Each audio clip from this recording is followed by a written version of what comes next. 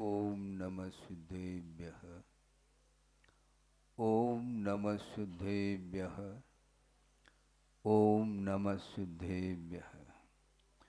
मंगलम भगवान वीरो मंगलम गौतमो गणे मंगलम कुंद कुंदाद्यो जैन धर्मोस्तु मंगलम सर्वमंगल मांगल्यम सर्वकल्याणकारकम प्रधानम सर्वधर्माणां जैनम जयतु शासनम।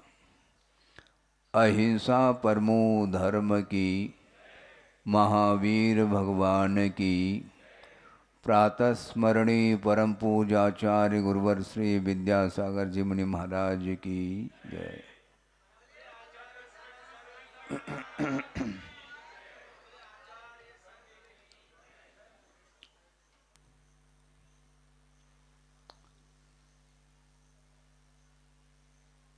पर्युषण पर्व जिसमें से 5 दिन निकल गए। 50-50 5 दिन और शेष हैं आपके। संयम के साथ इस पर्युषण को मनाना है। आज उत्तम संयम का पुनीत अवसर आपके बीच में आया है। संयम और चारित्र, इन दोनों में अंतर है, उसको हमें समझना है। चारित्र में और संयम में अंतर क्या है महाराज? बड़ा अंतर है। वो ये है, चारित्र चलने का नाम है। चारित्र चलने का नाम है, और उसमें भी सम्यक चारित्र की बात कर रहे हैं। समीचीन चलने का नाम सम्यक चारित्र है। चलना तो सब लोग जानते हैं, किंतु कैसा चलना, किस रूप में चलना, किस ओर चलना, इसको ध्यान में रखने की आवश्यकता है। और चारित्र को अंगीकार जो किया जाता है, उसके पीछे प्रयोजन क्या होना चाहिए।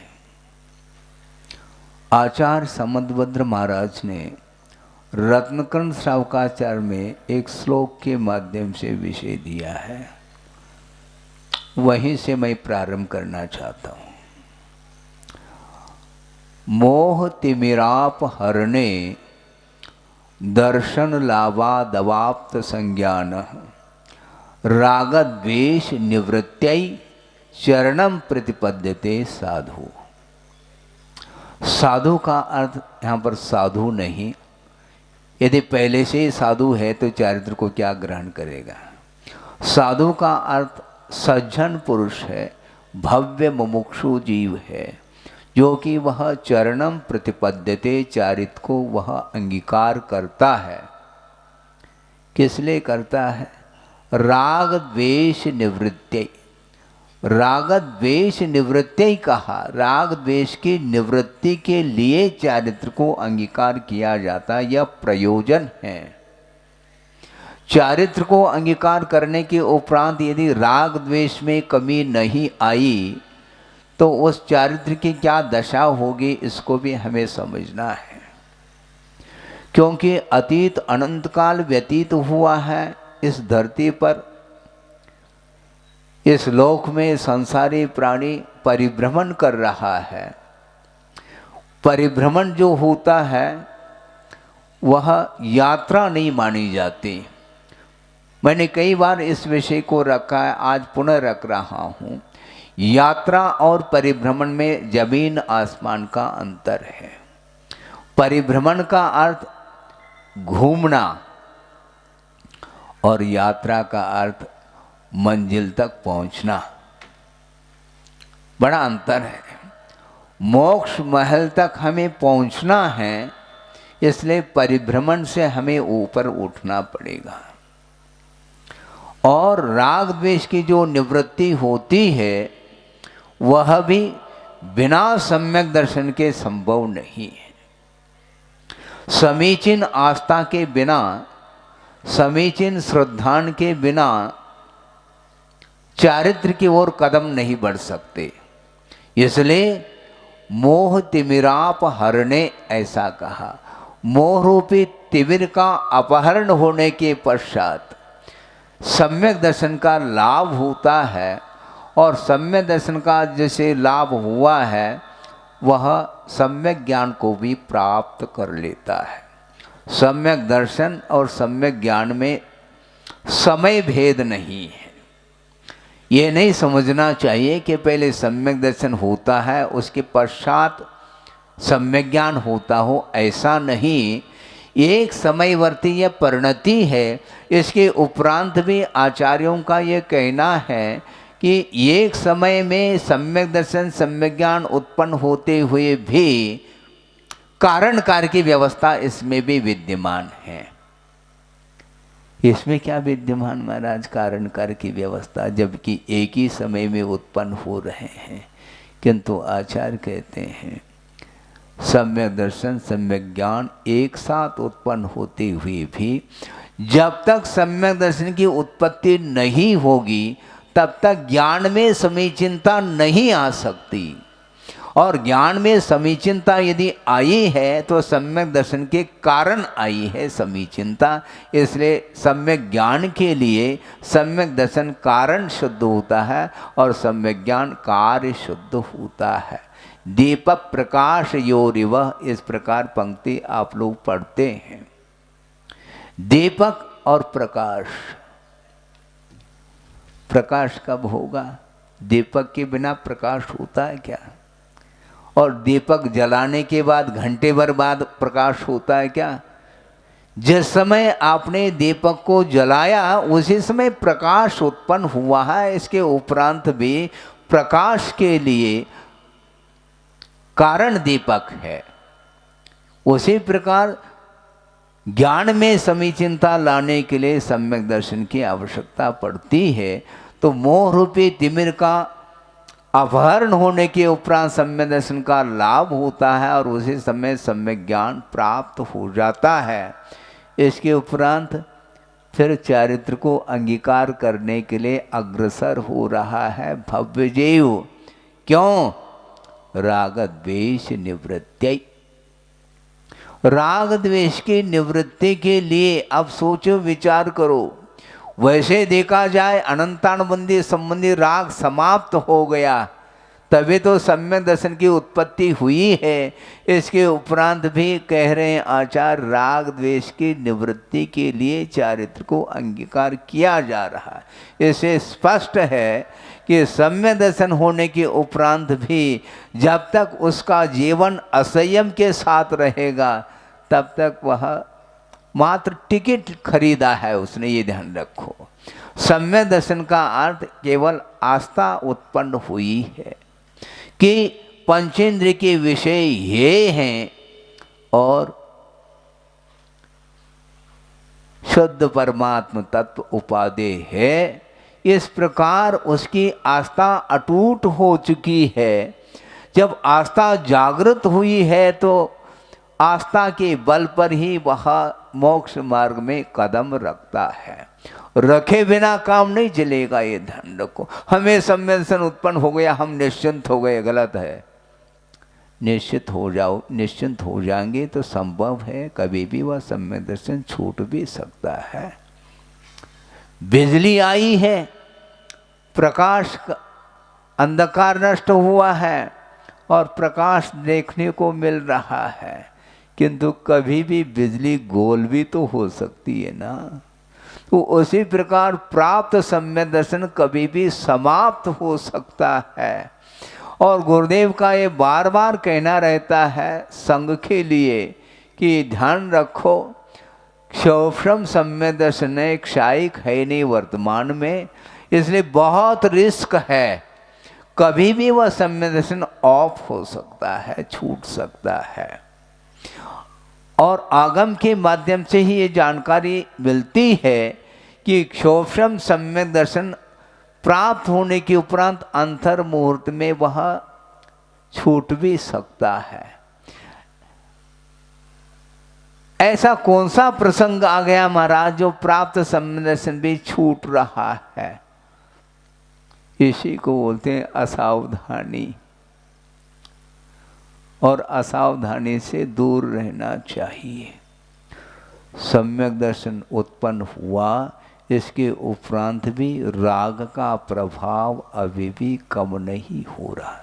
हालांकि अनंतानुबंधीय जन्य राग अभाव को प्राप्त हुआ है, किंतु अन्य जो असंयम हैं उसको परेशानी में डाल रहे हैं। सम्यक दृष्टि होने के उपरांत भी वह राग से ऊपर उठने के लिए बहुत पुरुषार्थ करना पड़ता है। सम्यक दर्शन तो दुर्लभतम वस्तु है, किंतु उससे भी दुर्लभ चारित्र को कहा है। आप सोचो, वृषभनाथ भगवान की उम्र कितनी थी? 84 लाख पूर्व की थी। महाराज ये पूर्व पूर्व बोल रहे हैं, हमें पूर्व का अर्थ समझ में नहीं आता, पूर्व और पश्चिम समझ में नहीं आ रहा हमें। पूर्व का अर्थ क्या है उसको भी खोलना चाह रहे हैं हम। 84 लाख वर्ष को 84 लाख पहले 84 लाख वर्ष को 84 लाख वर्ष से गुना करने से जो गुणनफल आता है वह एक पूर्वांग माना जाता है। पूर्व नहीं, सुन रहे क्या? नहीं, संयम के साथ सुनो। 84 लाख वर्ष को 84 लाख वर्ष से गुणित करने पर एक पूर्वांग आता है, और ऐसे 84 लाख पूर्वांग का नाम एक पूर्व है। और वृषभनाथ भगवान की उम्र कितनी थी? 84 लाख पूर्व की थी, किंतु वह उत्कृष्ट नहीं। ये ध्यान रखो, उत्कृष्ट तो एक पूर्व कोटि होती है, उसमें 16 लाख पूर्व कम है। 84 लाख पूर्व की आयु थी वृषभनाथ भगवान की, और सम्यक दर्शन को साथ लेकर के आए हैं, प्राप्त नहीं करना उन्हें, और वह भी क्षायिक सम्यक दर्शन को लेकर के आए हैं। इसके बावजूद भी 83 लाख पूर्व तक वो घर में रहे, घर छूट नहीं रहा। और क्षायिक सम्यक्त्व है, अवधि ज्ञान है, और उसी भाव से उन्हें मुक्त होना है। समूह शरण की रचना होगी, तीर्थ के संचालक बनेंगे, नेता बनेंगे, तीर्थ के कर्ता बनेंगे। इसके बाद भी 83 लाख पूर्व तक असंयम अवस्था में रहें। सोचो, विचार करो महाराज, जब वो रह गए तो हमें रहने में क्या आपत्ति? रहो फिर। आपत्ति क्या है? ये आपको उठाना है, क्या मुसीबत है? इसलिए तीर्थंकरों की एक अलग व्यवस्था है, किंतु आप लोगों को उनसे भी जल्दी पार होना चाहिए, क्योंकि आप असाधारण व्यक्तित्व को लेकर के आपका जीवन नहीं चल रहा, ये ध्यान रखो। अपन सामान्य व्यक्ति है, फिर भी सच्चे देवगुरु शास्त्र के प्रति आस्था जागृत होने के कारण संयम लेने के भाव जागृत होते हैं। इसलिए सम्यक दर्शन को प्राप्त करने के उपरांत ज़्यादा दिन तक असंयम के साथ नहीं गुजारना चाहिए। इसलिए यहाँ पर मंच पर आकर मैं बैठा और लाइन लगी, किसके लिए? संयम धारण करने के लिए। कई लोगों ने प्रतिमाएं अंगीकार कर ली है। आज दुकान चल रही है अपनी, क्योंकि प्रयोग का नाम है। दुकान तो खुली है, किंतु कोई ग्राहक ही नहीं आ रहा था संयम धारण करने के लिए। उपवास तो काफी लोग कर रहे हैं, उपवास करना अलग वस्तु, किंतु संयम धारण करना अलग वस्तु। क्योंकि उपवास पूर्ण होते ही फिर दोनों हाथों से लेने वाले भी ले सकते हैं। मनोरंजन करना हो, तनाव में नहीं आना। हाँ, बिल्कुल ठीक है, होता है। क्योंकि बहुत दिन तक, ज़्यादा दिन तक संयम रखना बहुत कठिन होता है। उसको भी मैं खोलूंगा, धीरे धीरे खोल रहा हूं। तो मैं क्या कह रहा था कि संयम 83 लाख पूर्व बहुत होते हैं, बहुत लंबा चौड़ा जीवन है। और अटूट संपदा, अटूट वैभव, उस प्रकार का वैभव अन्य किसी के पास संभव नहीं। बल्कि सौधर्म इंद्र, उनके पास भी वह वैभव फीका पड़ रहा है। इतना तीर्थंकरों का दिव्य वैभव माना जाता है। संपदा की कोई कमी नहीं। और सर्वार्थ सिद्धि से उतरे हैं वो, कौन? वृषभनाथ। और वहाँ पर सर्वार्थ सिद्धि पर पहुँचने वाला व्यक्ति भी कोई साधारण व्यक्ति नहीं होता।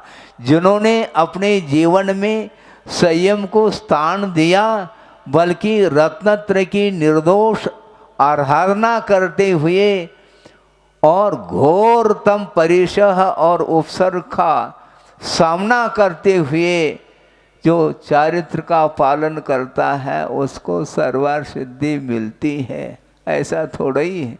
लेकिन गुरुदेव कहते हैं वह भी सप्लीमेंट्री है, ये ध्यान रखो।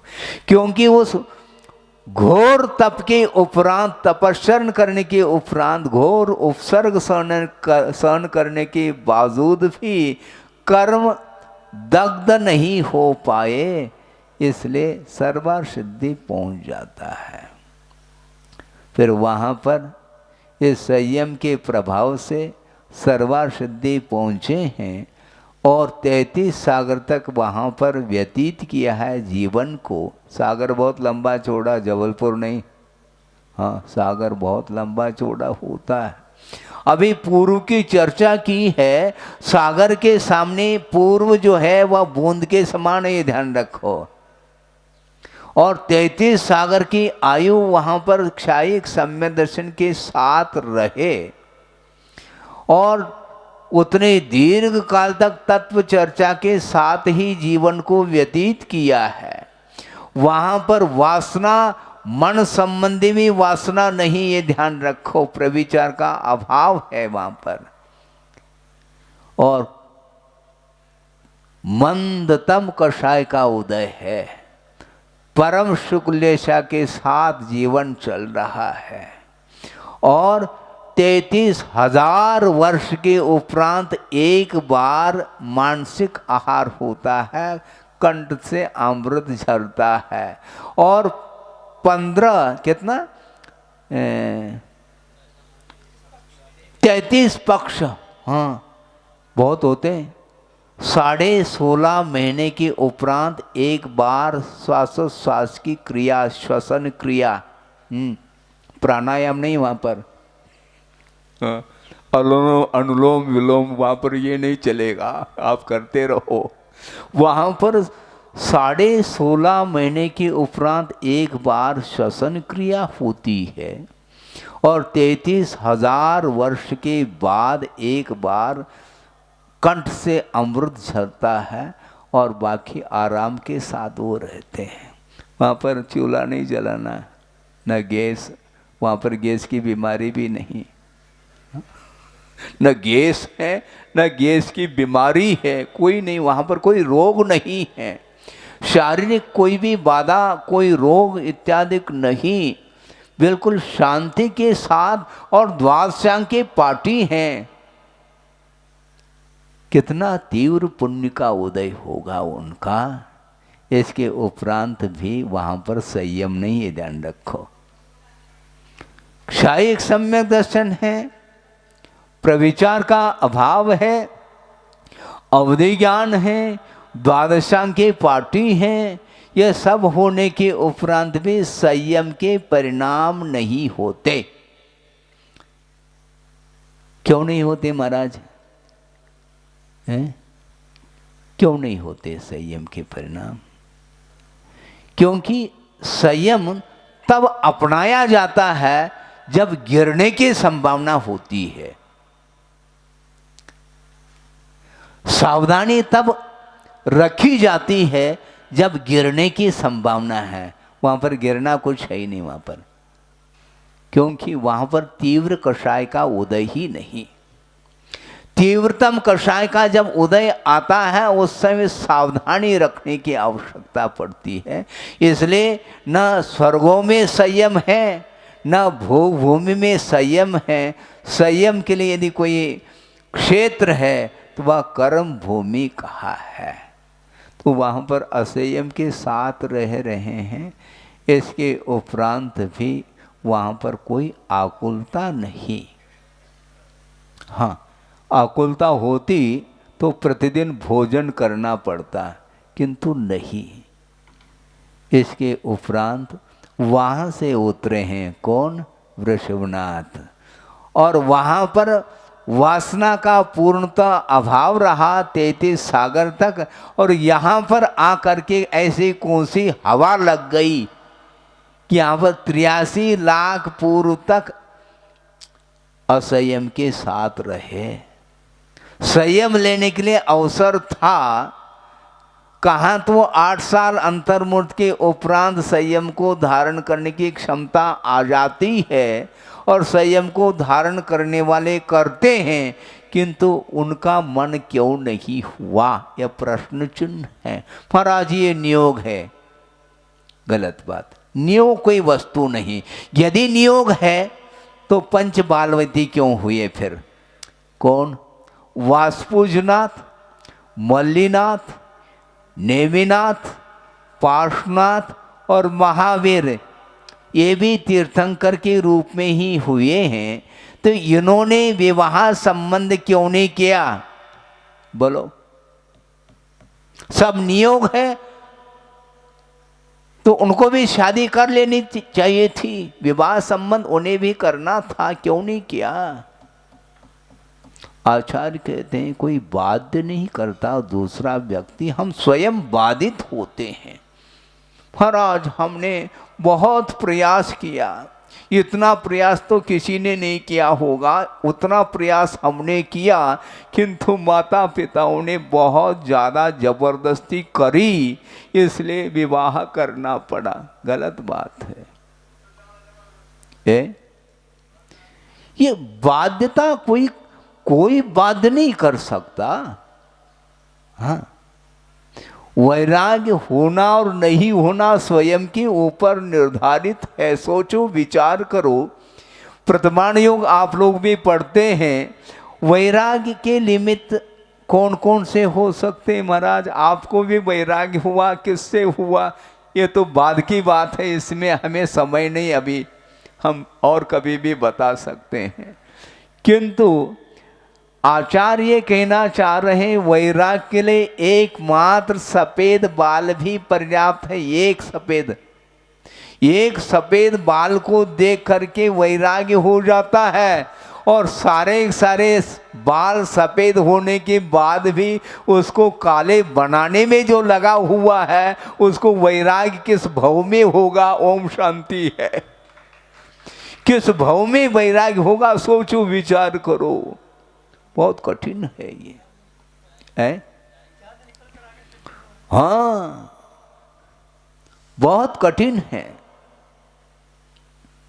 वैराग्य होना, खेल नहीं। और 83 लाख पूर्व तक रहे, उसी हवेली में रहे। हवेली छूटती नहीं, ऐसा थोड़ी हवेली छूटेगी, छोड़ना पड़ता है, छोड़ना पड़ता, ये ध्यान रखो। अपने आप नहीं छूटता। हाँ, अपने आप कोई कार्य होता ही नहीं। सांसारिक जितने भी कार्य होते हैं वो अपने आप होने लग जाए तो फिर तो भोग भूमि और कर्म भूमि में अंतर क्या रहा फिर? सब कुछ पुरुषार्थ के फलस्वरूप सब मिलता रहता है। अर्थ पुरुषार्थ करता है संसारी प्राणी, उसके माध्यम से अर्थ का अर्जन होता है। तो मैं ये कह रहा था 33 सागर तक वहाँ पर असंयम के साथ रहा और बिना प्रविचार के, बिना वासना के वो काल उन्होंने व्यतीत किया,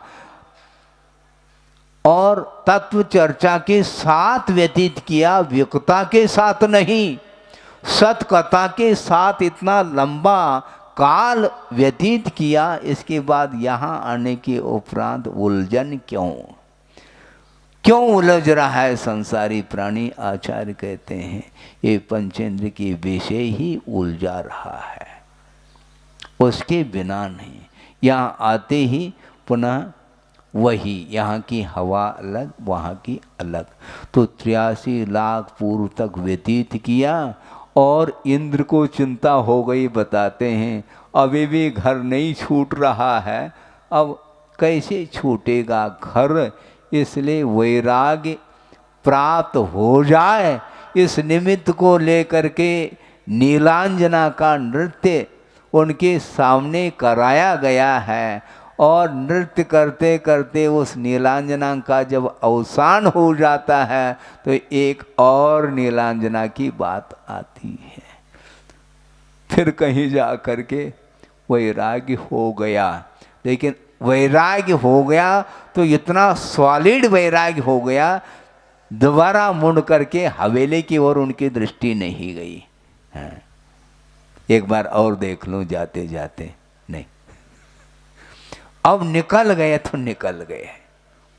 और उसी समय लोकांतिक देव आकर के उस वैराग्य का समर्थन करते हैं। धन्य है आपका जीवन। हाँ, अब 83 लाख तक बैठ गए फिर भी धन्य है बोल रहे, बोलना तो पड़ेगा, क्योंकि अनंतकालीन यह संस्कार है।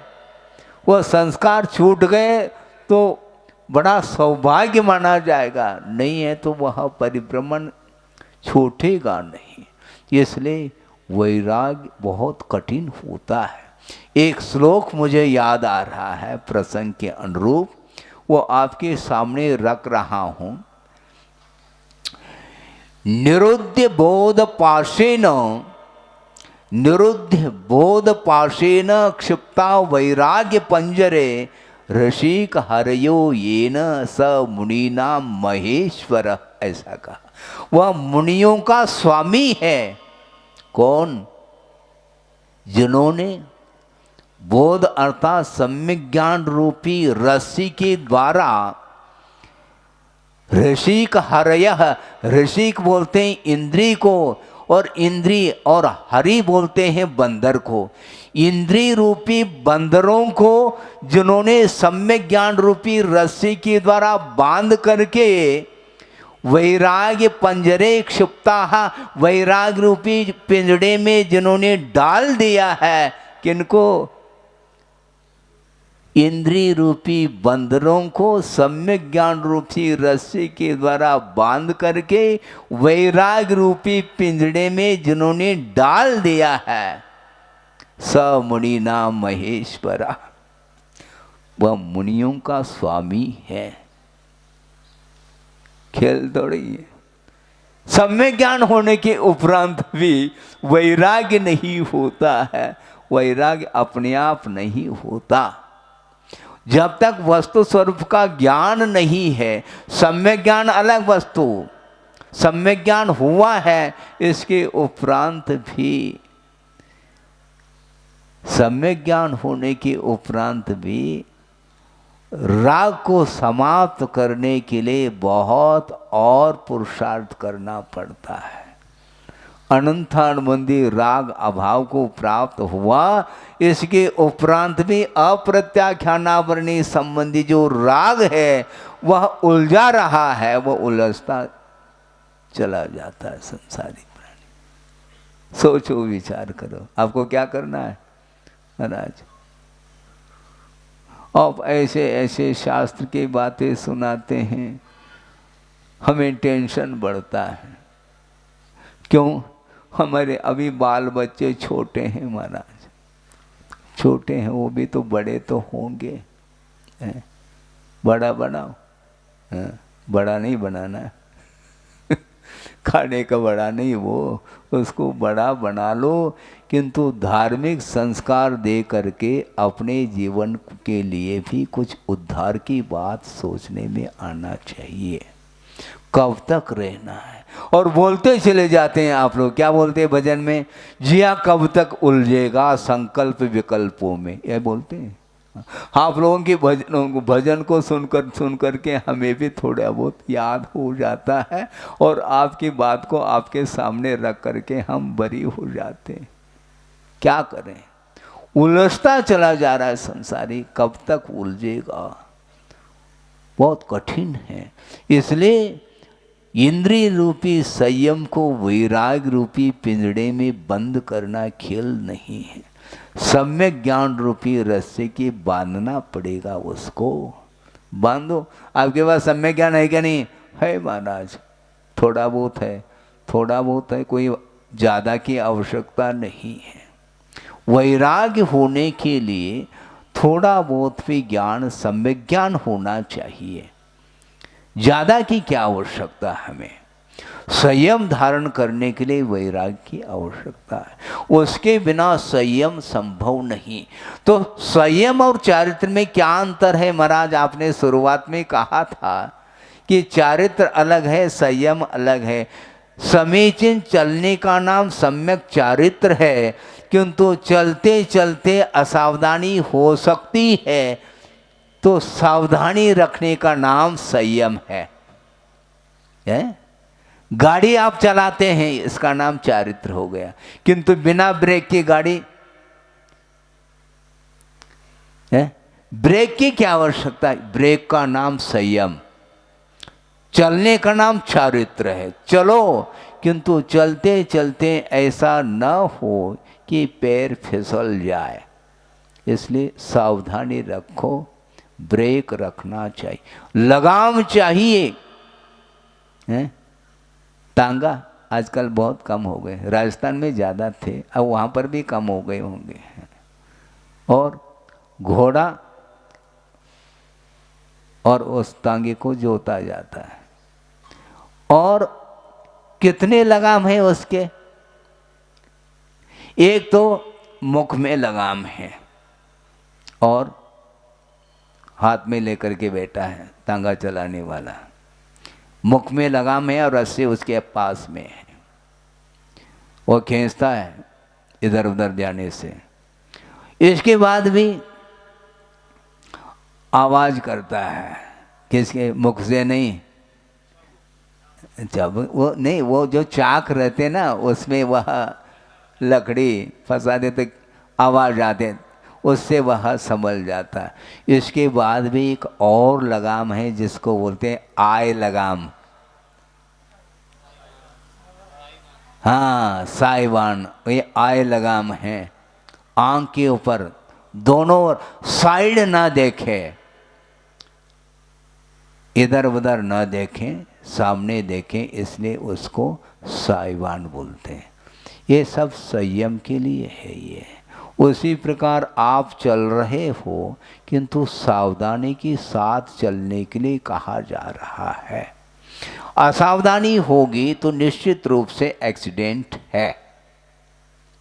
इसीलिए अपने आप को संभालने की आवश्यकता है, और प्रमाद के कारण ही संसारी प्राणी फिसल जाता है। गिर क्यों जाता है? प्रमाद के कारण। और प्रमाद का स्वरूप क्या है महाराज? कुशलेषु अनादरः प्रमादः। जो कुशल कार्य है उसमें असावधानी रखना। कौन सा कुशल कार्य? मोक्ष मार्ग में असावधानी जो होती है उसका नाम प्रमाद ऐसा कहा है। कभी भी प्रमाद नहीं करना चाहिए। सावधानी के साथ आप प्रवृत्ति करिएगा, कभी भी वह अपनी भूमिका से नीचे उतर सकता है। इसलिए द्रव्य संयम अलग है और भाव संयम अलग है। द्रव्य संयम वह अनंत बार ग्रहण कर लिया है संसारी प्राणी ने द्रव्य संयम को, किंतु भाव संयम के अभाव में द्रव्य संयम के द्वारा मुक्ति नहीं मिली। अब क्या चाहते हैं? मुक्ति चाहने, मुक्ति चाहने ऐसा बोलते हैं बुंदेलखंड के लोग। मुक्ति चाहने, अरे चाहने से मिलेगी क्या? तो हमें भी चाहिए, मिल जाए हमें। चाहने से में नहीं मिलती, पुरुषार्थ करिएगा। मोक्ष पुरुषार्थ करना पड़ेगा, बिना पुरुषार्थ के एक पाई नहीं मिल सकता। तो मुक्ति कैसे मांग रहे हो? तो मोक्ष कैसे मिलेगा तुम्हें? पुरुषार्थ करो। और भाव लिंग के अभाव में द्रव्य संयम को अनंत बार अंगीकार कर लिया। आप लोगों ने छड़ाला पड़ा होगा, मुनिव्रत धार अनंत बार ग्रैविक उपजायो, पै निज आत्म ज्ञान बिना सुख लेशन पायो। ऐसा कहा। आत्म सुख नहीं मिला, आत्मा का ज्ञान नहीं मिला। आत्मज्ञान नहीं, बाकी सब कुछ ज्ञान है। क्या करना उस ज्ञान को लेकर के? तो अतीत अनंत काल में अनंत बार इस जिनलिंग को अंगीकार किया है, इसके उपरांत भी मुक्ति से वंचित है। ऐसा क्यों महाराज? ऐसा ही क्यों मत पूछो, क्योंकि वह द्रव्य संयम है। शरीराश्रित जो संयम होता है उसका नाम द्रव्य संयम है, और जो आत्माश्रित होता है उसका नाम भाव संयम है। समझने के लिए गमला जानते हैं आप, हैं? जिसमें पौधा उगाया जाता है, लगाया जाता है? और आपने गमला खरीद ले और पौधा लगाया नहीं, तो उस गमले से क्या प्रयोजन है? उसी प्रकार जिनलिंग को अंगीकार कर लिया, इसके उपरांत भी भावलिंग यदि नहीं है तो कुछ नहीं होने वाला, नहीं हो सकता। शास्त्र ज्ञान भी है उसके पास, अभव्य भी जिनलिंग को अंगीकार करता है, किंतु उसके लिए मुक्ति का लाभ संभव नहीं है। और भव्य जीव के लिए भी अभी तक मुक्ति का लाभ नहीं हुआ, निर्वाण का लाभ नहीं हुआ। क्यों? उसने भाव लिंग को अभी तक अंगीकार किया नहीं है। गुणस्थान का जो विकास होता है वह द्रव्यलिंग के द्वारा नहीं, किंतु बिना द्रव्यलिंग के भी गुणस्थान का विकास संभव नहीं है। संकल्प गुणस्थान का नहीं होता, संकल्प व्रतों का होता है। द्रव्य संयम का संकल्प होता है और उसका निर्दोष पालन करने के फलस्वरूप गुणस्थान प्राप्त होते चले जाते हैं, और भावलिंग के अलावा उसका कोई मूल्य नहीं है, ऐसा कहा है। इसलिए कुंद कुंद स्वामी स्वयं कह रहे हैं, नग्गो न मोक मग्गो कहा। नग्नता मात्र मोक्ष मार्ग नहीं, नग्गो न मोक मग्गो। किंतु अगली बार क्या कहते हैं? नग्गो ही मोक मग्गो, नग्नता ही मोक्ष मार्ग। मतलब दोनों बात बोल रहे हैं। नग्नता मात्र मोक्ष मार्ग नहीं, अर्थात मात्र शरीर से नग्न होना पर्याप्त नहीं है, किंतु जो भाव की अपेक्षा से जो नग्नता है, भीतरी दिगंबरत्व की आवश्यकता है। बाहरी दिगंबरत्व, मात्र बाहरी दिगंबरत्व के काम नहीं चलेगा, क्योंकि पशु भी दिगंबर रहते हैं, उनको मुक्ति मिलनी चाहिए। मिलती है? नहीं मिलती। पशु तो घूम रहे हैं ना, वस्त्र तो है नहीं उसके पास, तो मोक्ष मिलना चाहिए नहीं। भीतरी जो संयम है, भाव लिंगात्मक संयम, उसके माध्यम से मुक्ति मिलती है। इसलिए आचार्य कहते हैं भाव लिंग कितनी बार ग्रहण करता है संयम को? तो कर्म सिद्धांतकार बोल रहे हैं कि 32 वारायम 32 बार वह भाव लिंग को अंगीकार करता है, अर्थात 32 बार वह संयम को, भाव संयम को अंगीकार करता है। इसके बाद निश्चित रूप से उसको मोक्ष होना है। कितने बार भाव संयम को धारण किया हमें ज्ञात नहीं है, किंतु इतना तो ज्ञात है कि अनंत बार द्रव्य संयम को अंगीकार किया है।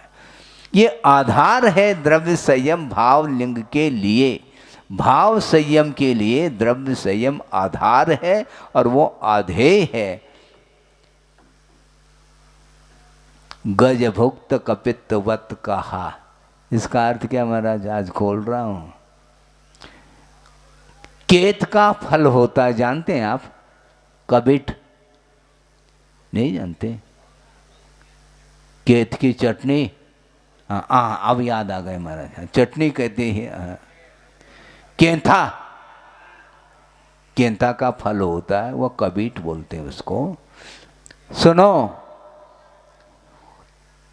वह केत का फल बड़ा होता है, वह खट्टा होता है और उसको हाथी ने खाया नहीं, निगल लिया है सूंड के माध्यम से, मुख में लेकर के उसको निगल लिया है और वह साबुत वह निष्कासित हो जाता है बाद में।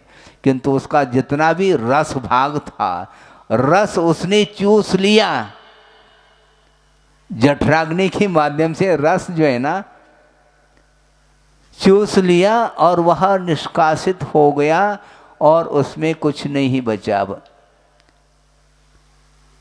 उसमें कुछ रस है ही नहीं। उसी प्रकार आचार्य कहते हैं भाव लिंग के बिना यह द्रव्य लिंग व गजभुक्त कपित्वत कहा है। उस हाथी के द्वारा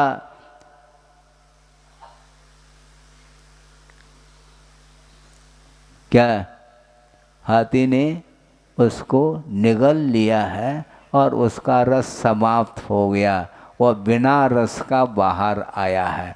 उसी प्रकार इस द्रव्य लिंग में कोई रस नहीं, यदि भावलिंग नहीं है तो, लेकिन भावलिंग बिना द्रव्य लिंग के संभव नहीं, ये भी कहा है।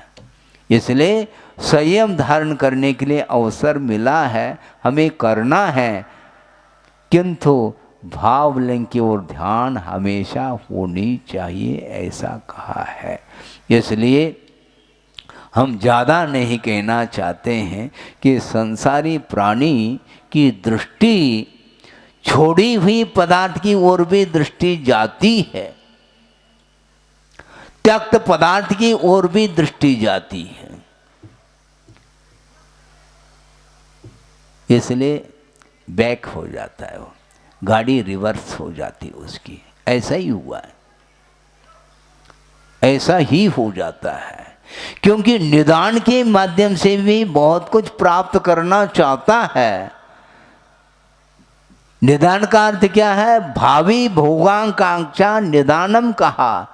भविष्य में भोगों की आकांक्षा का नाम निदान है। वो ये भाव रख रहा है कि इस तप के माध्यम से, इस संयम के माध्यम से, इस चारित्र की साधना के माध्यम से मुझे संपदा मिले, इस प्रकार भाव रखने का नाम निदान बोला है। और निदान शल्य माना जाता है वो, और निदान शल्य के माध्यम से सम्यक दर्शन भी समाप्त हो जाता है। इसलिए निदान नहीं होना चाहिए। निदान यदि करोगे तो तुम्हारा निदान ठीक नहीं होगा, यानी चिकित्सा ठीक नहीं होगी तुम्हारी। निदान बोलते हैं, निदान का चिकित्सा है? निदान डायग्नोसिस क्या बोलते हैं आप लोग? हाँ, निदान पहला कर लो, फिर बाद में उपचार चलेगा, ट्रीटमेंट बाद में होगा, पहला निदान करेंगे।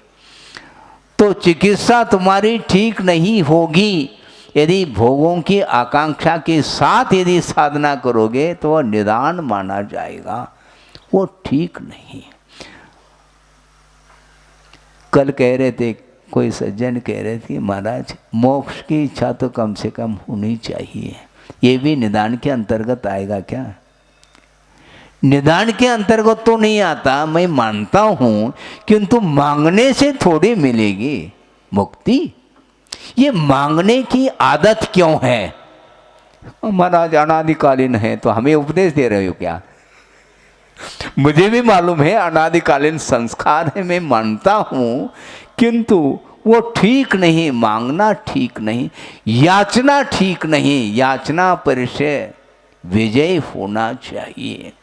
याचक वृत्ति ठीक नहीं, क्योंकि जो याचना करता है उसको भिखारी बोलते हैं। क्या बोलते हैं? क्यों क्या बोलते हैं? भिखारी बोलते हैं ना। जो द्वार द्वार जाता है और दयनीयता के साथ वह मुझे एक टुकड़ा मिले रोटी का, वह मांग रहा है, और मांगने के उपरांत भी कोई व्यक्ति देता नहीं, दुत्कार देता है। यदि देता है तो इसको बोलते हैं याचना, किंतु याचना ठीक नहीं। एक बहुत दोहा प्रासंगिक आपके सामने रख रहा हूँ, जो गुरुदेव ने दिया है। याद है आपको? महाराज आप बोलेंगे तो याद आ जाएगा, क्योंकि आपके पास बीज बुद्धि है। शुरुआत तो करो महाराज, हम बोल देंगे। ना तो सुरसुख चाहता, चालू हो गया, देखो सब लोगों को आने लगा। ना तो सुरसुख चाहता, शिव सुख की ना चाह। ना तो सुरसुख चाहता, शिव सुख की ना चाह। तव थुति सरोवर में सदा, तव तुति सरोवर में सदा होवे मम अवगाह।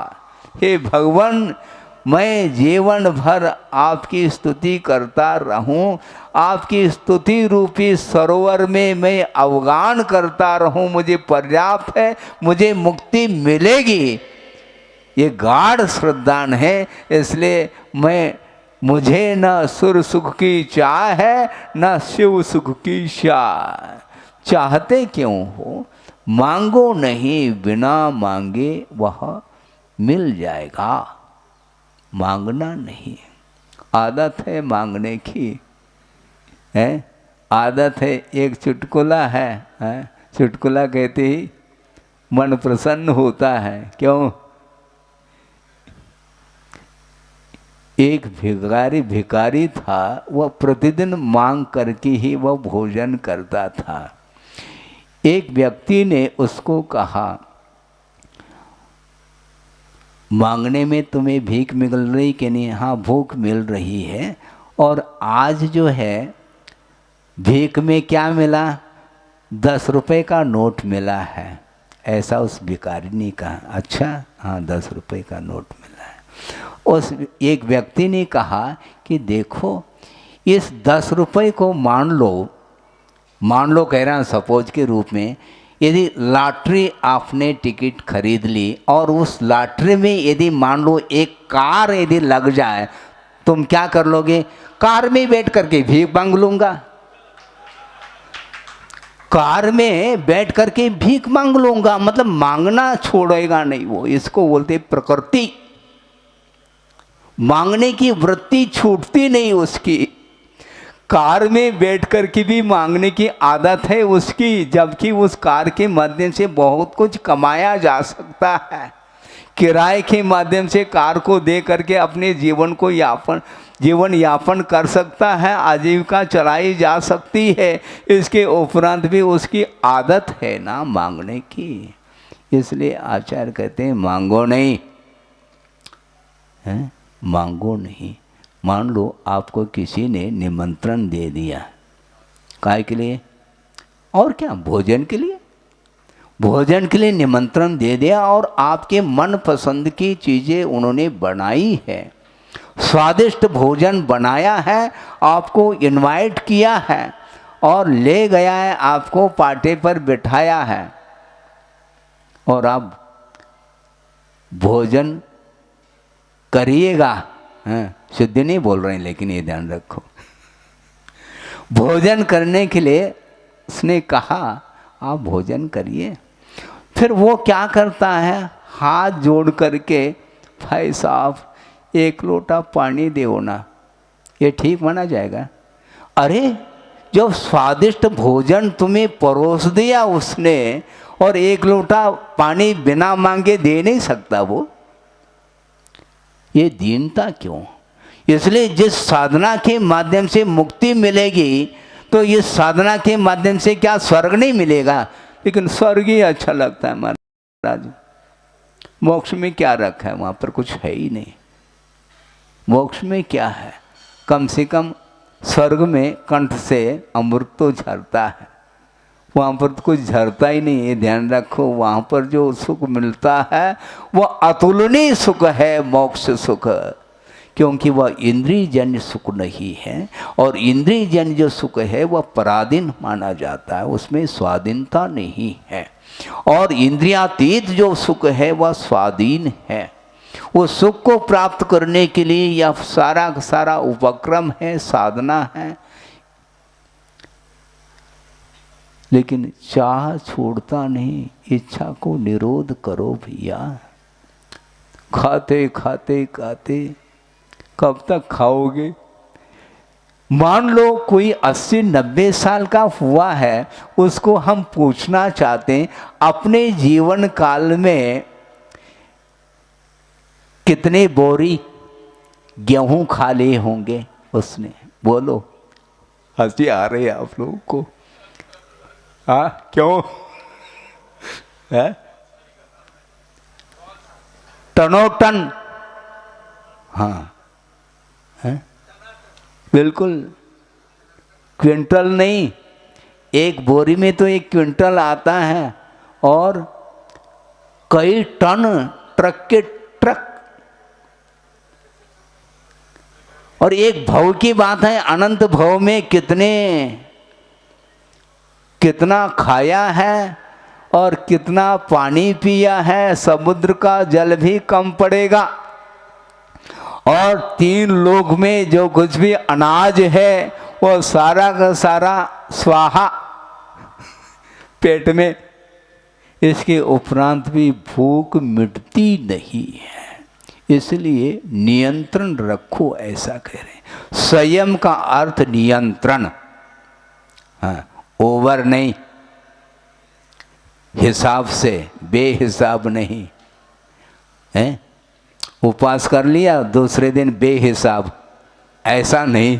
हिसाब से खाओ, नहीं तो निश्चित रूप से वह आफरा, फिर अजीर्ण होगा। इसलिए बेहिसाब का अर्थ ही संयम है। बेहिसाब ने नियंत्रण रखना। मन के ऊपर नियंत्रण रखे बिना हम आरोग्य को भी ठीक नहीं रख पाएंगे, ध्यान रखो। धर्म तो बहुत दूर रह जाएगा। एक प्रसंग है, अनशन से भी जो ऊनोदर है वह बहुत महत्वपूर्ण माना जाता है, क्योंकि अनशन का अर्थ उपवास होता है। और उपवास करके शांतिनाथ भगवान के सामने उनके चरणों में जाप करते हुए अथवा स्वाध्याय मनन चिंतन करते हुए आप दिन निकाल सकते हो। किंतु ऊनोदर का अर्थ भूख से कम, हमारा ये नहीं हो सकता हमसे। आप 4 उपवास हम कर लेंगे, लेकिन भूख से कम खाना हमसे नहीं बनता, और इसी को करना है। ऊनोदर, पूर्णोदर नहीं, पूर्णोदर नहीं, ऊनोदर। भरपेट नहीं, थोड़ा कम खाना, इसको संयम बोलते हैं। और संयम के माध्यम से ही आरोग्य पलता है, और संयम के माध्यम से ही धर्म की आराधना भी होती है। इसलिए हम ज़्यादा नहीं कहना चाहते हैं, थोड़ा फिर भी कहना तो आवश्यक है, क्योंकि समय अभी है, ओवर नहीं हुआ, अभी टाइम है। इसलिए संयम दिन है और इसको उत्तम संयम कहा है, मात्र संयम नहीं, उत्तम संयम है। ख्याति, पूजा, लाभ इत्यादि की इच्छा नहीं रखते हुए संयम का पालन किया जाता है। और वह संयम दो तरह का है। कौन सा महाराज? इंद्रिय संयम और प्राणी संयम, ये दो तरह का संयम है। इंद्रिय संयम जो पलेगा वह बिना प्राणी संयम के इंद्रिय संयम पल नहीं सकेगा, ये ध्यान रखो। सुन रहे हैं आप? बिना इंद्रिय संयम के प्राणी संयम नहीं पल सकता। ये कैसा है महाराज? इसको आप स्पष्ट कर दो। हमें स्पष्ट नहीं हो पा रहा है, हम इसको स्पष्ट करना चाहते हैं। एक प्रसंग सुना रहा हूं जो गुरुदेव ने स्वाध्याय के दौरान हम लोगों को सुनाया था। वो ये है, क्षमा सागर जी का आपने दर्शन किया होगा, क्यों नहीं किया होगा? उन्होंने उनके सामने एक व्यक्ति आए और उन्होंने जिज्ञासा रखी और उस जिज्ञासा का समाधान करने के लिए वो अक्षम हो गए। कौन? क्षमा सागर जी महाराज। और उस प्रसंग को गुरुदेव के सामने रखा कि महाराज एक जिज्ञासा है, मेरी खुद की जिज्ञासा नहीं, किंतु एक जिज्ञासु मेरे सामने आए और उन्होंने जिज्ञासा यह रखी है कि उसका समाधान मैं दे नहीं पाया, उसका समाधान आपके मुख से मैं चाहता हूँ। तो गुरुदेव ने कहा जिज्ञासा क्या रखी, ये भी तो बताओ कम से कम। उन्होंने ये जिज्ञासा रखी थी कि महाराज ये हमें बात समझ में नहीं आती। क्या नहीं आती? सब कुछ आता है, लेकिन आहार को प्रासुक क्यों किया जाता है? सुन रहे हैं क्या? नहीं? कौन सा आहार? वनस्पति, साग सब्जी, फल फूल। वैसे फूल नहीं लेते, लेकिन फिर भी बोलने में आता है। नहीं तो तुम फूल का समर्थन कर रहे हैं महाराज। हम फूल का समर्थन नहीं करते, आपके मुख से सैकड़ों बार हमने सुना। हाँ, हमारा फल फूल का त्याग है महाराज। अरे फूल तो वैसे ही नहीं लिया जाता, फल का त्याग करो ना, क्या बात हो गई? तो उन्होंने ये कहा था कि फल फूल आप बॉयल करके क्यों लेते हैं? प्रासुक करके लेने का प्रावधान क्यों है आगम में? क्योंकि उनका तर्क था, तर्क इतना ऐसा तर्क था कि महाराज आप उस फल को उबालेंगे तो उबालने के लिए अग्निकायिक जीवों की विराधना होगी क्या नहीं है? अग्निकायिक जीवों की विराधना होगी, जलकायिक जीवों की विराधना होगी, वायुकायिक जीव भी यत्र तत्र हैं उसकी भी विराधना होगी अग्नि के कारण। और इर्द गिर्द शायद संभव है सूक्ष्म त्रस्त जीवों की भी विराधना संभव है?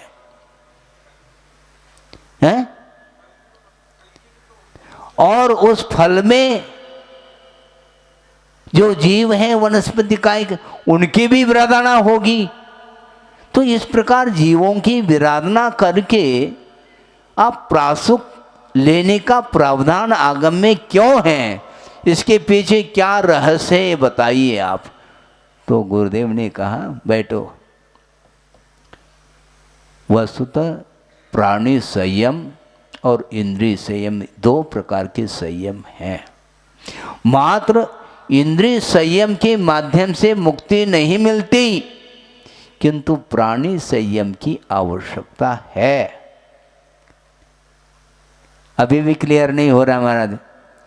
हो जाएगा, थोड़ा सा संयम रखो, हो जाएगा। आप मान लो केला जानते हैं, हमारे जानते क्यों? प्रतिदिन लेते हैं। कितना लेते हैं? बेहिसाब महाराज। हाँ, यही तो हम पकड़ना चाहते हैं। बेहिसाब आप केले का सेवन कर रहे हो और उसको बॉयल करके यदि सेवन करने के लिए कह दिया जाए तो हिसाब से सेवन करेंगे आप।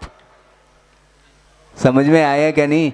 यदि उस केले की सब्जी बना करके यदि आपको दिया जाए, बड़ी मुश्किल से एक आध कली आप ले लेंगे, हमें नहीं भाता। क्यों? पहले क्यों भा रहा था? ताज़ा ताज़ा छिलका छील करके आप साबुत यदि केला लेते हैं तो कितने डजन ले आपको ज्ञात नहीं। इसी को बोलते हैं इंद्रिय असंयम। इसको क्या बोलते हैं? ये इंद्रिय असंयम। और इंद्रिय संयम होगा तो इतनी मात्रा में लिया ही नहीं जाएगा, तो ऑटोमेटिक प्राणी संयम भी पलेगा। क्योंकि वनस्पति में अनंत साधारण जीव रहते हैं, उनकी विराधना होती है। उस अनंत कायिक जीवों की विराधना से बचने के लिए हमें प्राणी संयम की आवश्यकता है। और प्राणी संयम जो होगा वह बिना इंद्रिय संयम संभव नहीं है। इसलिए ये उत्तर ये दे दिया, समाधान ये दिया, तब हमें बात समझ में आ गई। इसलिए संयम दो तरह का है, एक इंद्रिय संयम और एक प्राणी संयम है। इसलिए हिसाब से लेना है तो महाराज बॉईल करके देंगे तो हमें हिसाब से ही लेना पड़ेगा ना। तो अब कितना लेना चाहो आप, इसको बोलते इंद्रिय संयम। इंद्रिय के ऊपर विजय प्राप्त किए बिना वह भाव संयम आ ही नहीं सकता। हाँ, भाव संयम आ ही नहीं सकता, और भाव संयम के बिना मुक्ति होगी नहीं। अब तो आ गया कि नहीं समझ में? कि अभी भी कुछ रह गया तो शाम को देख लेंगे चर्चा है तत्व चर्चा में। ये तो समझ में आना चाहिए। इसको बोलते हैं सचित त्याग प्रतिमा। इसमें यही रखा है विषय आचार्य समुद्रभद्र स्वामी ने। सचित विरतो दया मूर्ति, वो दया की मूर्ति है। कौन? पंचम प्रतिमाधारी महावृत्ति की बातें नहीं करना चाह रहे हम, अभी तो हम अनुवृत्ति की बात करना चाहते हैं।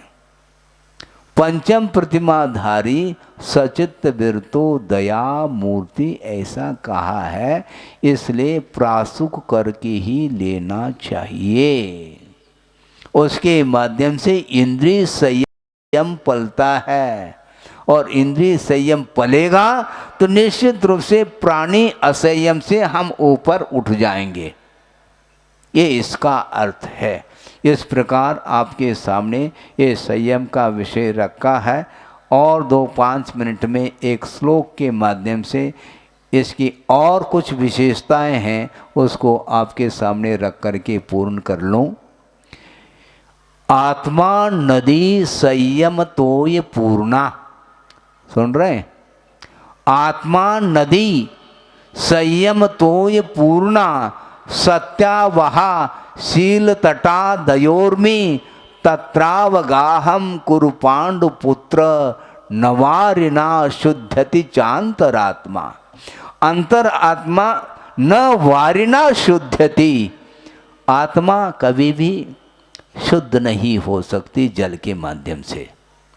है टोंटी के नीचे बैठ जाते हैं और स्नान करते रहते हैं, अथवा सरोवर आदि में डुबकी लगाते हैं और स्नान करते हैं। उसके माध्यम से किसको शुद्ध करना चाहो, ये शरीर को शुद्ध करने के लिए वह स्नान कर रहा है, किंतु इसके माध्यम से जलकायिक जीवों की विराधना होती है। इसलिए प्राणी संयम के लिए हमें स्नान को भी छोड़ना पड़ेगा। इसलिए श्रमण लोग स्नान व्रती होते हैं, स्नान नहीं करते, स्नान व्रत का पालन करते हैं, क्योंकि जलकायिक जीवों की विराधना से ऊपर उठना है। प्राणी संयम इसी को बोलते हैं। इसलिए आत्मा के लिए नदी की उपमा दी है, सुन रहे हैं क्या नहीं? हाँ, आत्मा के लिए नदी की उपमा दी है, और नदी है तो जल होना चाहिए। सूखी नदी, हाँ? सूखी नदी में नाव चलेगा क्या? नहीं चल सकता। तो आत्मा को नदी की उपमा दी है, और वह नदी कैसे? संयम तोय पूर्णा, संयम रूपी जल से वह परिपूर्ण है। आत्मा रूपी नदी, फिर उसमें प्रवाह है क्या नहीं? प्रवाह है किसका? सत्यावहा, सत ही जिसका प्रवाह है। आत्मा रूपी नदी बह रही है, उसके जो दो तट है वो तो शील के काम करते हैं।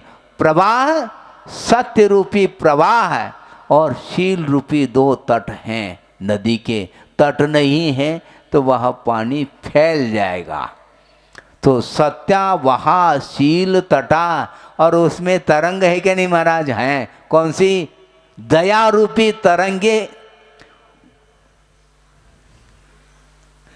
दया रूपी तरंगे उत्पन्न हो रही है, जिसमें आत्मा नदी संयम तोय पूर्णा सत्या वहा शील तटा दयोर्मी तत्रावगाहम कुरु पांडुपुत्र। पांडवों के लिए संबोधित किया जा रहा, उस नदी में अवगाह करो हे पांडुपुत्र। नवारिना शुद्धति चांतरात्मा, जल के माध्यम से आत्मा शुद्ध नहीं हो सकती है। इसलिए संयम का यह दिन है। इसलिए आत्मा रूपी नदी में अवगाहन करना चाहो तो द्रव्य संयम और भाव संयम को अंगीकार करना चाहिए। अपने शक्ति के अनुरूप अंगीकार करो, हमें कोई बाधा नहीं है। क्योंकि कोई भी व्रत न छोटा होता है न बड़ा होता है, अपनी क्षमता के अनुरूप वह व्रत बड़ा ही माना जाता है। एक प्रथम कक्षा का विद्यार्थी है और उसकी परीक्षा ली जा रही है, और आपके लिए तो वो प्रश्न बिल्कुल बायां हाथ का खेल, ठीक है, आपके लिए खेल है वो, किंतु उसके लिए जो प्रश्न रखा गया है हल करने के लिए, उसको पसीना आ रहा है। ऐसा कौन सा प्रश्न रखा था महाराज? हमें अभी भी याद है, इसलिए आपके सामने रख रहा हूँ। मैं भी उस कक्षा में था, और बगल में एक छोटा बालक मेरी उम्र का ही था, क्योंकि वो भी उसी कक्षा में था। और प्रश्न रखा गया, मौखिक प्रश्न था, लिखित पेपर नहीं था। और प्रश्न ये रखा गया, बताओ क्या, कि आसमान का रंग कौन सा है? वो यूं करने लगा, पसीना आने लगा। अरे, तो आपको तो पसीना नहीं आता, आपके लिए थोड़ी, आप क्या नर्सरी में हो क्या? हाँ, उसके लिए तो पसीना आ रहा है, क्योंकि आसमान का कौन सा रंग नहीं आ रहा है, उसको फेल हो रहा है। स्वाभाविक है, क्योंकि उस कक्षा के अपेक्षा से वह प्रश्न बहुत जटिल है। इसलिए वस्तुतः कक्षा के अनुरूप साधना की जाती है। आप अपनी भूमिका के अनुरूप करिए, कोई बाधा नहीं, किंतु संयम की ओर अग्रसर होना चाहिए। और वह शियार, आप तो होशियार हो, हैं? शियार जानते कि नहीं? वह रात्रि जल का जिसने त्याग किया है, और कितना संयम रखा है उसने, सोचो विचार करो। प्यास लगी है और वह बावड़ी में उतर रहा है। ऊपर था तो दिन अस्त हुआ था, होने को था, किंतु थोड़ा बहुत अभी प्रकाश है, जा करके हम पानी पी लें। भीतर गया तो अंधकार देखने को मिला, पुनः बाहर आ गया, लिया नहीं उसने जल। बाहर आकर के देखा, अरे अभी प्रकाश है, फिर भीतर पहुंच गया, अंधेरा है। इस प्रकार बार बार अप डाउन करता रहा और अंत तो गत्वा जल पी नहीं पाया और प्राण विसर्जित हो गए, किंतु संयम को उसने नहीं छोड़ा। इसको बोलते हैं संयम। और अपन होते तो महाराज तो हैं, कहाँ जाने वाले हैं, हम प्रायश्चित ले लेंगे। महाराज का काम ही तो है प्रायश्चित देना और अपना काम दोष लगाना और प्रायश्चित लेना। ऐसा नहीं, वस्तुतः दोष लगना अलग है, दोष को लगाया नहीं जाता। बुद्धि पूर्वक कभी भी दोष लगाए नहीं जाते, किंतु अनजाने में कभी दोष लग सकते हैं। प्रमाद के कारण अपराध बन सकता है, किंतु प्रमाद छोड़ करके अलर्ट हो करके यत्नाचार पूर्वक यदि हम प्रवृत्ति करते हैं तो यत्नाचार ही संयम का प्रतीक है। चलना सो चारित्र है और यत्नाचार पूर्वक चलना सो संयम है। इसलिए संयम और चारित्र में अंतर समझ में आ गया होगा आपको। चलना है, बहुत दूर तक चलना है, दूरी तय करनी है, किंतु सावधानी के साथ चलेंगे तो निश्चित रूप से संयम पलेगा और उस संयम के माध्यम से ही कर्मों की निर्जरा होगी। इसलिए संयम का पालन करो, किंतु उत्तम संयम का पालन करना है, मात्र संयम का पालन नहीं करना। क्योंकि संयम का पालन आरोग्य दृष्टि से भी करने वाला कर सकता है। डॉक्टर ने कह दिया, क्या कह दिया, संयम रखो। संयम हम कैसे रखेंगे? ओवर नहीं, ओवर डाइट नहीं, फुल डाइट नहीं, लाइट फुल नहीं होना चाहिए। हैवी डाइट नहीं, फुल डाइट नहीं, किंतु हैवी भी नहीं होना चाहिए। हैवी जानते हैं कि नहीं? भारी, हाँ, गरिष्ठ, गरिष्ठ नहीं ले लेकिन गरिष्ठ नहीं ले, तब भी ओवर नहीं ले, फुल लाइट नहीं। सनलाइट में थोड़ा सा ले, मूनलाइट में नहीं। सनलाइट अर्थात दिन में वो भी मात्रा कैसी, मासी, मात्रा मासी। माँ ही जो है ना शिशु का पालन पोषण कर सकती है, पिताजी की वश की बात नहीं। क्योंकि वो पिताजी जो ना स्वयं जिस प्रकार लेता है वो पिता उसी प्रकार खिलाना चाहता है वो, किंतु नहीं। माँ जो है ना संयम रखती है, उसको बड़ा बनाना तो है, किंतु उसकी क्षमता उसकी योग्यता के अनुरूप ही उसको देती है। इसको बोलते हैं संयम बोलते हैं। इसलिए डॉक्टर ने मना कर दिया तो अपने संयम का पालन कर लिया। उन्होंने कहा घी नहीं ले सकते और नमक नहीं ले सकते, शुगर की बीमारी है, हाँ, डायबिटीज़ नहीं ले सकते। फिर क्या लेना, क्या खाना? गम खाओ, कम खाओ, कम खाओ, हाँ, और कम खाने में दुख होता है तो गम खाओ, तभी रोग दूर होगा तुम्हारा। रोग जो आया है वह बाहर से नहीं आया, भीतर से आया है। क्योंकि जो ओवर लिया है उसके कारण ही जो है ना वह रोग आया है। रोग को निष्कासित बहुत जल्दी कर सकते हैं, बल्कि आचार्य कहते हैं बिना दवाई की रोग निष्कासित हो सकता है।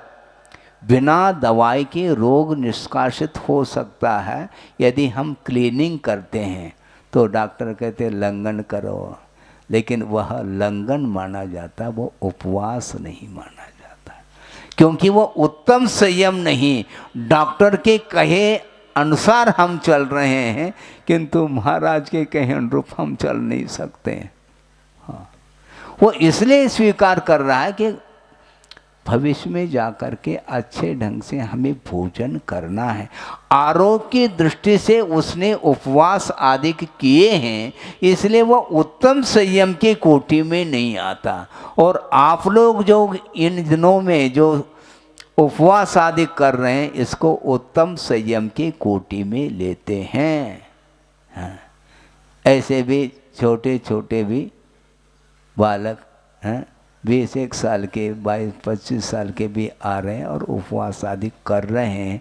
देने में हमें थोड़ा संकोच होता है, लेकिन उत्साह को देखते हुए कभी कभी आशीर्वाद दे भी देते हैं। किंतु जो बड़े आते हैं उनके लिए 2 हाथ से दे देते हैं कि उनकी क्षमता है, वो अभी करेंगे, नहीं करेंगे तो कब करेंगे, फिर वो करने का ये समय है। हाँ, सामने जो बैठे हैं वो उपवास ही कर रहे हैं, छठा उपवास बता रहे हैं वो हैं। तो इस प्रकार आप लोगों के सामने आगम के आधार से उत्तम संयम के विषय में जो प्रकाश डाला है, इस संयम को आप भीतर से आस्था के साथ इसको स्वीकार कर लें अपनी शक्ति के अनुरूप, और इसके माध्यम से ही हम अपने आप के असंयममय जीवन से ऊपर उठा सकते हैं। असंयम ही गर्त में ले जाता है, पतन के लिए कारण है, और संयम के माध्यम से ही आत्मा की उन्नति होती है। अहिंसा परमो धर्म की जय। बोधि समाधि परिणाम शुद्धि स्वात्मोपलब्धि शिव शोक शुद्धि चिंतामणिम चिंतित वस्तुदाने त्वामंद मानस्य ममास्तु। परम पूजाचार्य गुरुवर श्री विद्यासागर जी मुनि महाराज की जय। परम पूजाचार्य गुरुवर श्री स्वामी सागर जी महाराज की, पूज्य मुनि संघ की